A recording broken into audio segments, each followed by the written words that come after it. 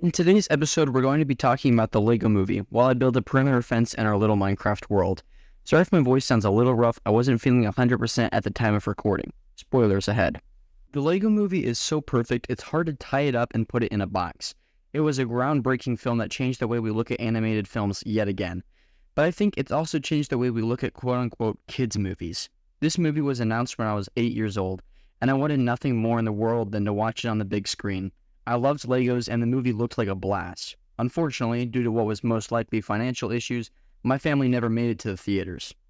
Of course, I saw it later at a friend's house, and it quickly became a top 10 out of 10 movie immediately, but I still wonder what it would have been like to see it for the first time alongside everyone else.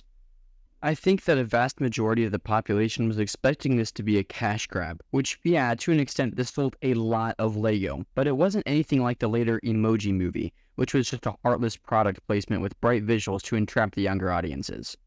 It's crazy to think that what everyone thought was going to be a mindless cash grab turned into a generation-defining cinematic masterpiece.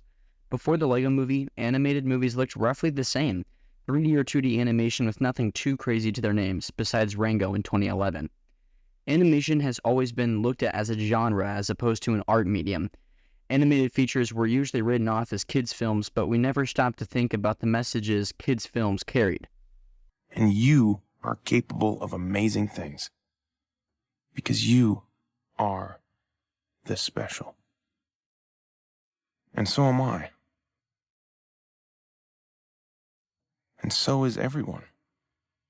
From the beginning, Emmett appears as a simple fellow with nothing apparently special about him.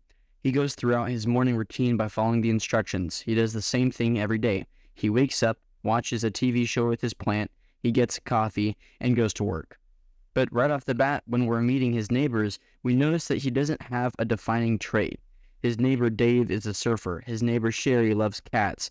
All his coworkers have defining traits about them, whether it's croissants or giant sausages. Everyone in Emmett's life has found their purpose. I do notice that Emmett has this charm about him. It doesn't matter who he comes across, Emmett will always have a big, bright smile on his face. He carries this charm throughout the whole movie except one scene. We all have something that makes us something, and Emmett is nothing. At this point in time, Emmett doesn't think he's all that special. He doesn't think he has anything going for him, and it's not until later that we realize he just didn't have the room to grow. No one ever allowed him to be anything more than just a construction worker. But amongst his new friends, he learns the only limit is his imagination. All it ever took for Emmett to be something great was for people to believe in him.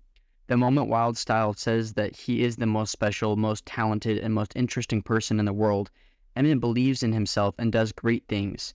After many trials, Vitruvius reminds Emmett that all he needs to do is believe, even though it sounds like a cat poster. Once Emmett grows out of the need to be loved by everyone, his true potential is unlocked. He's the sole reason they got as close to disarming the Craggle as they did. He's the motivation behind Lucy's speech at the end. He's the reason the crew built a submarine and escaped Cloud Cuckoo Land. And he's the reason they all survived the submarine explosion at all. It's a truly empowering message that each and every one of us on this planet can amount to something great if we set aside our anxiety and believe in ourselves for once. Each and every one of us is special, and the Lego Movie teaches us that we need to find ourselves to truly grow. This message is displayed through its ingenious art style. It mixes modern CGI with live action to create a truly unique spectacle. When I first saw this movie, I thought it was stop motion, but a little later I was informed that Lord & Miller created the world of the Lego Movie from actual bricks in a CG environment. A program was created to picture highly detailed replicas of their real-life brick counterparts. This program could add seam marks, fingerprints, scratches, and cracks, all to add a very handheld feeling to those characters.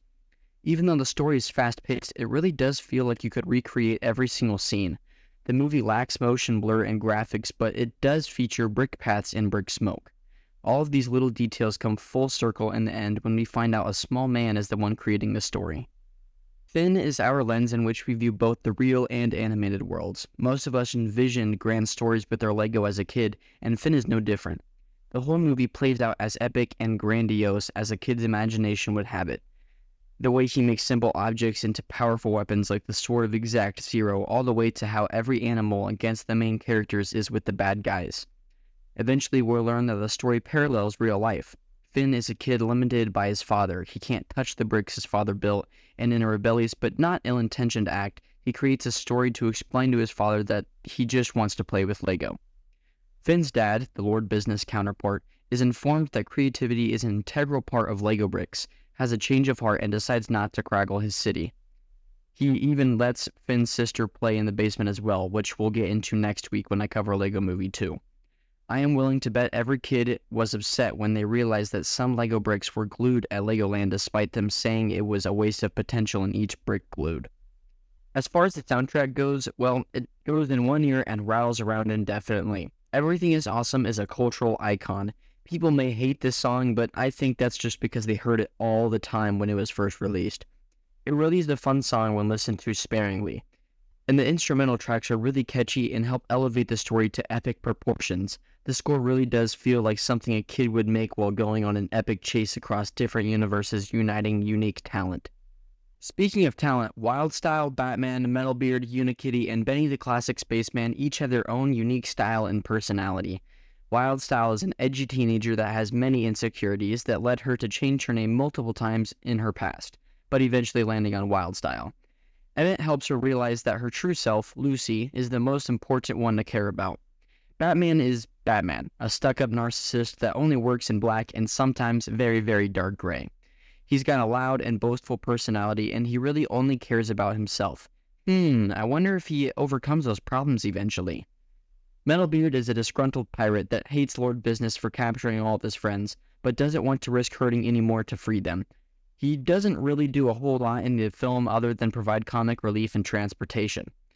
On the surface, Unikitty is a cute little bundle of joy who never gets mad at anyone and only wants to, for everyone to be happy. However, by the end of the film, she learns that bottling emotions isn't the healthiest thing on the planet, and that some people, like Emmett, are worth fighting for. And Benny is a war-torn, shell-shocked, nostalgic for 19-something space technology astronaut that really just wants to build a spaceship. And, as the sequel says, "Loving spaceships is my one defining trait!" Each of these characters are really iconic and helped pave the way to make a really memorable film, and they even branch off making sequels that are almost just as noteworthy. Much like the characters, the humor is also perfect. Like, seriously, why do we even try to be funny anymore? After all, humor peaked when this came out. Y'all ready for this? Oh no, they were ready for that. And that's not the only joke in this movie that is perfect. There are hundreds of jokes that range from slapstick to satirical. You don't know me, but I'm on TV, so you can trust me. The score, animation, humor, characters, heartfelt messages, and brand capabilities came together to create the masterpiece known as the Lego Movie.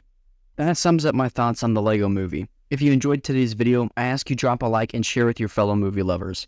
And if you haven't seen the movie, go watch it and see what you think. Your own opinion will always be more important than mine. Next week's video is going to be on Lego Movie 2, so subscribe so you don't miss out on that. Do ba do ba do ba do ba do ba do ba do ba do.